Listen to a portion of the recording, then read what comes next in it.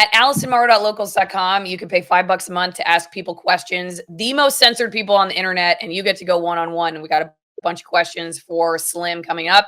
You can also send me mail, your loose pocket change, P.O. Box 3355, Denellen, Florida 34432. If you are somebody who wants to eat lab-grown meat, you might need something for your liver. And the good news is I have something for you. Go to getliverhelp.com/Allison, get your liver detox formula. It is filled with all natural ingredients: turmeric, black pepper, beet, dandelion root, milk thistle, artichoke extract, ginger, alfalfa, all kinds of good stuff. Gives your liver a boost. Fatty liver, real problem in the United States. We used to think it was because of alcoholism. It turns out it's because we eat a bunch of crap in the United States. We don't get enough nutrition, eating too much sugar. And I think we're all watching this, probably some way working on that journey, but you want to give your liver a little bit of help, go to getliverhelp.com/Allison. Let me move you real fast over to something I wanted to get your opinion on too. This is from the UK. New rules mean all poultry keepers must register their birds. You mentioned this earlier, but I wanted to go a little bit deeper into it. All poultry keepers will be required to log their flocks on the National Register this autumn, even if they own just a few birds in a backyard flock. Currently, only those who keep 50 birds or more, which really is not that much, are required to submit their details. But as part of a GB-wide move to tighten up on disease control in the wake of recent avian flu outbreaks, this is being extended to all poultry keepers. So well, first off, I'm surprised that at 50 people were okay with that. That it just fit, because 50 is not that much. I got 12 right now. I could easily do 50 and I would still be just Allison on some dirt road somewhere, and I would have to register. So I can't believe they were okay with it then. Well, and it's so ironic because during the Great Depression, they were giving away 2 birds so families could feed themselves. And now they're saying if you got 2 birds and you don't register, this is where they're going with this. Once again, they walk into these regulatory, starting in the UK first. It always goes through London and then it comes to the United States. Usually it's Australia, London, then the United States. Australia is the testing ground. That's why I was in Australia last year for over a month. And you go look at Australians, basically big cattle industry. Who owns the cattle industry? Who's leveraged into it? Well, a lot of those headquarters are in Shanghai. So as far as them basically registering birds, it goes back to the track and tracing. They're going to track and trace all animal protein. And if you're not following the rules, they'll be able to regulate you out of business, or they'll be able to basically fine you as citizens.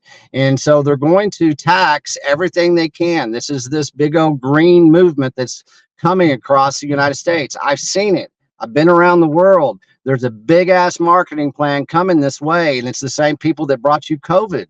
And people need to understand that there's many attack vectors going on right now. One of them is to basically not be able to raise your own gardens, raise your own poultry, your own hogs, your own beeves. And, by saying that, that really does show you that this is going to touch everything in our food supply. You can, like you just said, wine, they're going to start, looking at what they're looking at everything. This is a global industrial food shift, and anything that is required to grow food, be it wine, be it grapes, be it freaking beeves, be it anything, they are going to regulate it in a new form and fashion that the general public does not understand yet. That's why I wrote The Harvest of Deception 4 years ago. That's 4 years ago. That had 3 years of research into it. Now it's coming to fruition. And this is going to be a peg walk over the next decade of trying to capture our food systems, just like they did in the 70s when we went off the gold standard and we started monocropping. They said we're going to feed the world, but we didn't. We created massive supply chain lines and created massive profits for the industrial food complex. And now they're running out of profits. And so they're going to introduce new fake commodities into our systems like they did in the 70s. Canola oil. Canola oil is rapeseed. At one point in time, it was outlawed by the FDA, and it was basically engineered to basically be used as an industrial pipe greaser and lubrication. And now it's one of the biggest fake commodities that we've consumed over the last 50 years. It's in your children's food, everything that they touch, even it has a label on it, and it says that it's heart healthy. Canola oil is just one small example of them being able to overrun our food supply, take the cow, take the animals off the land, put them into the labs, put them into the warehouses. That's what China's already doing with their hog industry. They have these massive warehouses that, have 100,000 hogs in them. And it's just, it's something that people need to look closer at. Quit looking at it from a supermarket perspective. You need to get to the source of the seed of the solution, which you can find right there in the Harvest of Deception. We also have that on our platform. That was the first one I wrote. It kind of floats out there on the internet. You can Google search it, which is great, but it's also in the Beef Initiative under welcometobeef.com as well. So that way you can get the full picture of everything. But and by saying that, people need to look at it a little bit more deeper. This is not an advertising campaign, what we're doing in the Beef Initiative. We're providing some of the best, most sound food and beef intelligence across the globe. And, we have a lot of contributors that are coming in. We have a lot of producers out there across the United States saying, you guys, please, we're waiting for you to come our way. Come through our gates. Quit going through the supermarket doors because they've been lying to you. Why do they not put CPI, or basically our food costs, in the CPI model of food? Why can they basically manipulate food prices at the supermarket retail level? I think I brought it on the last show that JBS, which is the biggest animal protein processor in the world, basically manipulated the retail market during COVID to a sum of $500 million, $500 million in profit. This current administration only fined them $56 million. The Department of Justice should be all over this, and they're not. And we've been saying, in a very monotone voice, nice and easy, for about 4 years. We're going to start yelling because this is unfolding. And if you get on Twitter, just start looking about what everybody's saying about food. This is not going to stop, man. The contracts have been signed. And as far as DeSantis, he didn't do anything. He brought some awareness. And let's see how much he follows up after this. Okay, over at AllisonMorrow.locals.com, to that Ron DeSantis Florida lab meat ban, grumpy old man, seems like more of a political stunt. Is it legal to ban interstate commerce? Well, I know I know the federal government has banned the sale of raw milk from one state to another. Yeah. Otherwise, I don't know much about it. Well, that's what they would be able to do with RFID chips in cattle. That's where they're going. That's a great question, because yes, they are going to try to ban interstate travel and basically not allow you to have that type of commerce that we've always had in the cattle industry. So if you're able to track that, you go across the border of New Mexico into Texas, you got cattle, you're under arrest. And this is a new enforcement layer. This is a new attack vector. You talk about microprocessor or processing centers before. The EPA has a new law that they're proposing, and we're fighting it tooth and nail right now. We're getting some senators and some legislators to start paying attention to it. But what it would be right now, it's wastewater. It's a downstream peg walk type of regulation that would shut down over 894 microprocessing centers in the United States of America. You don't have those microprocessing centers, you will be forced to eat basically what they tell you. And this is what this global industrial food shift is. They're regulating us out of every part of our food industry and our livestock, and right now with the avian flu, and that's another thing, saying that the RFID chips would do that.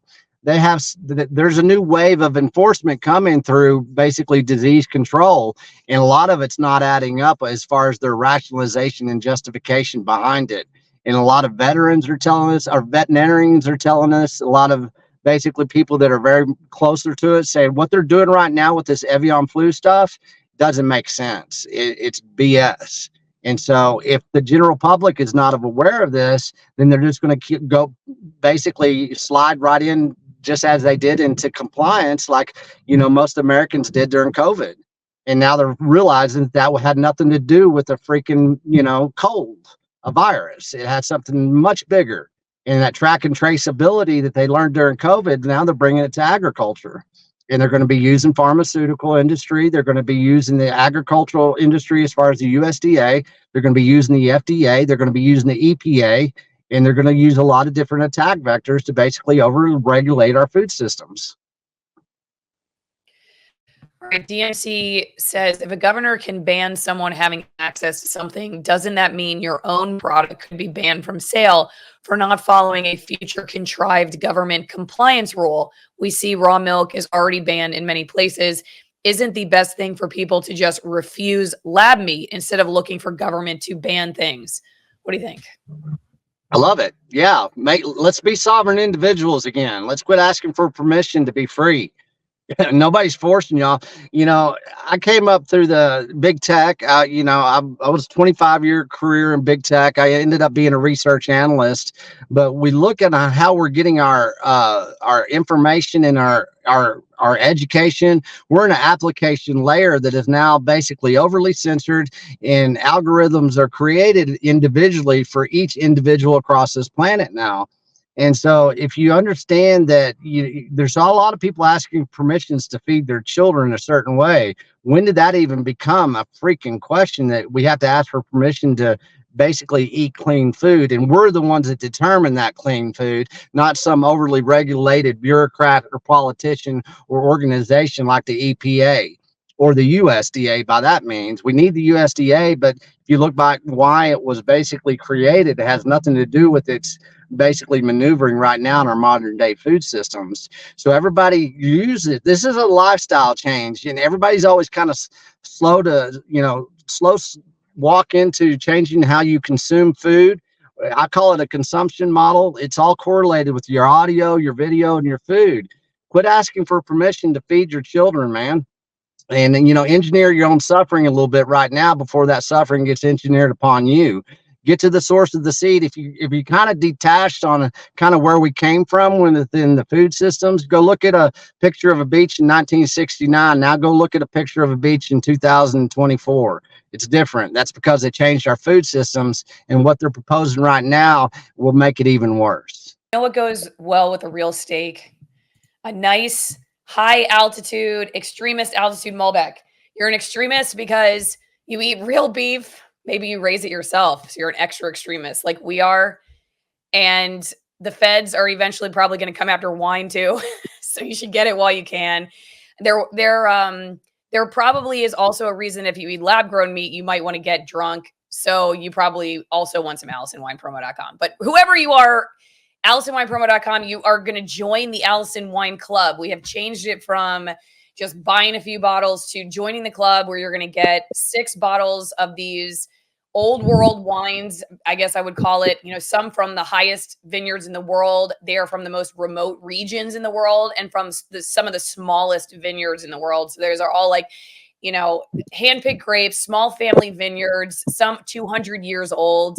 They all come with really amazing stories of the farmers and the people who ferment the wines. And you'll hear from the people who go around the world looking for them. It's just going to be a lot of fun. So if you're somebody who's really interested in that, you already drink wine and you want to support the channel and you're into the kind of food and agriculture that Slim's talking about today, this is a great way to do it.